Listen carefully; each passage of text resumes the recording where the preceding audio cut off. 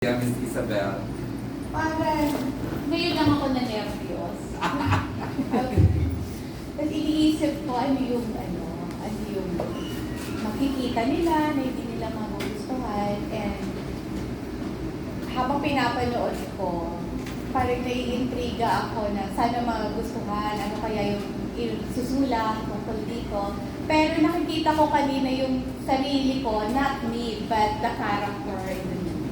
Yun naman talaga dapat as an actress. Just speaking of actress, at 60 years mo sa industry, talagang this is your most challenging ito Oscar, ano? So far, I can consider it yan po challenging. Kasi pwede naman po gumanap ng PP talaga. PP. Walang dialogue. Okay. Puro actions na, tsaka mental lang yung pinagalaw ni Buboy. Diba? I have to thank him pala si Buboy. I'm sorry, hindi Deal na plan. make it today. Diba? Tsaka si Gino. So, kami dalawa. Kanina nga I was watching, sabi ko, ina-identify ko yung cast. O, si Gino, si Mirna Castillo, si Rico, of course, si Juliette Fortich, yung una. Correct, nakakatuwa lang. Marami pa po mga cast. Jed Alcantara is also here. Okay. So, pupuntahan na natin yung ano. When we started blasting, inviting our friends from the media, syempre, hindi naman talaga siya familiar sa atin. But today, finally, na-meet na natin siya. Miss Isabel, kwentuhan mo kami. Sino si Miss Isabel Tige? I am a mother of 4, happily married. My children are all in the United States. My husband is there.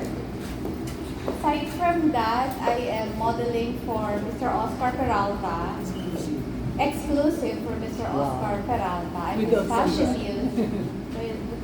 Without any contract. Without any contract. Yeah. So, maliban dyan, what kept me busy? Because I started working at 16 years old. I raised my siblings, my mom.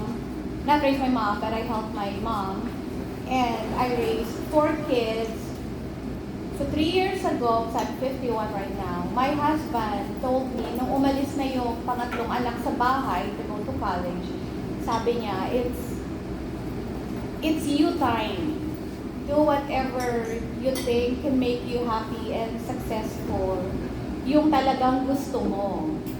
Because I've seen you work all the time we were together. I know you started early. So parang, ikaw naman, kung magtatrabaho ka, para naman sa sarili mo. So now I am semi-retired. I am still working as a part-time person, pero I am Vice President of Silicon Publishing sa San Francisco, California, pero semi-retired na nga. And yung ginagawa ko ngayon ay exclusively model for Mr. Oscar Peralta. And happy ako, masaya ako. And if given the chance na magkaroon pa ulit ng panibagong movie, happy pa rin ako. Kasi parang ito yata yung gusto ko that I never dreamed of. It never crossed my mind since I was young. Because growing up, I know I don't have it to be an actress. You know, the height, the look, with everything, parang hindi ako yan. But I look up to them. Lalo na si Paraluman is my favorite. So hindi ko inisip, pero masaya pala. Alam mo yung, I feel proud of myself. I feel beautiful. I went to a wedding last month. I was introduced by my aunt as artista na pamangkin. And then someone asked, saan? Pero yung saan niya yung parang malaking question mark.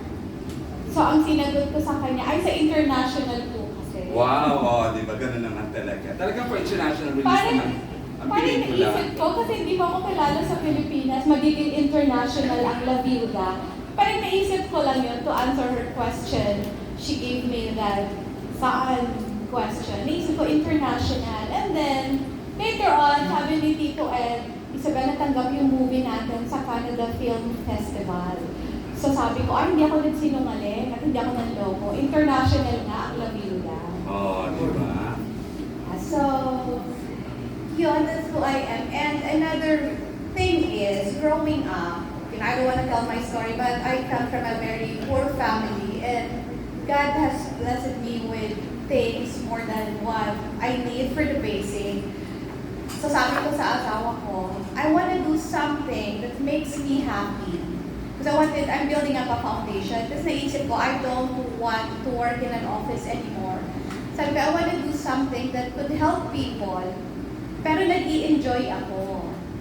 So yan, naisip namin when we put up Bella Production with all the other people, yung share ko in this production, naisip ko, I think this is God's plan for me. That's why inayos niya ang buhay ko. That's why I'm blessed. Maybe gagamitin niya ako to help other people. So, the portion of what I will make will be donated solely to Ephesus Foundation. It's the home for abused girls. Wow. So, yun yung advocacy ng production and my advocacy. Personal. So it has always been there, the acting in a film or in television. Kasi the fact na you were given the freedom na may go signal na ni Javi na parang it's your time to do something else na magpapasaya sa'yo. And you went on with this, you pushed through with this film production, and ikaw pa yung acting. So, andyan lang siya, Miss Stella, you think so? Isabel, sorry, what am I saying? Miss Isabel, so andyan lang yung acting talagang, ito na lang yung talagang, binigay mo na lang talaga na gagawin ko na yung gusto ko. Ang nasa isip ko dito when I did this, parang kasi there was a time that I prayed because I was modeling for Mr. Oscar Peralta. My children are based in America. Ang asawa ko nandun. So parang, there was a time, I'm happy, I'm not saying I'm not, but what do you want me to do? Bakit mo ko pinauwi ng Pilipinas to spend more time with Mr. Oscar instead of my husband? Bakit pumapayag siya, but okay lang sa kanya? And laging sinasabi ng asawa ko, whatever you do, I'm proud of you. So, I prayed. I asked for a sign. Parang, ano ba talaga ang gusto mong gawin ko? I want to help people. I want to have my own foundation. I want to work with Mr. Oscar Peralta. Pero parang may kulang or something. So, give me a sign. And then after, then I went back to the United States.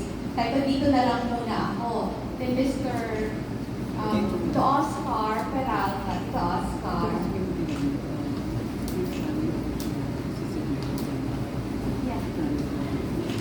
Yeah, so he called me. Tapos sabi niya, Isabel, pinangarap mo bang maging artista?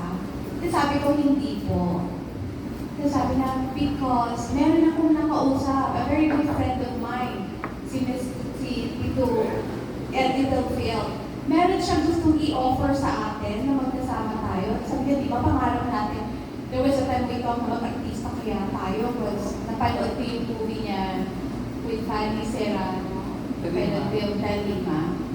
Sino yung uusap? What's the movie? Talima. Yeah, I watched it. I watched it.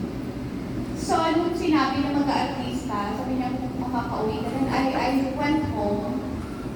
Kilala ko si Tito El, kilala ko si Direk Buboy. At first, it didn't work out because may binigay na script, tapos parang hindi para sa akin. So, I thought wala na. But maybe, you know, the sign na nakita ko that maybe this is the path that God wants me to go is when the first script didn't work out, I said no. Parang iba na lang. Huwag na lang ako. Nagpo-produce kami. Pero yung script, it's not me. And then what happened is, biglang sinabi ni Direk, no, I'll make the script for you. Yung bagay sa personality mo. So gumawa siya. Next meeting, nung nabasa ko yung script, nabasa ni Tito Oscar, nag-agree kami. Eto tayong dalawa. This is really us. Because gusto rin niya yung character. So, maybe I'm wrong or maybe tama ko. I feel like this is a sign from God. This is what He wants me to do. Kasi masaya ako. And I'm sure I can help a lot of people, especially the Ephesus Foundation.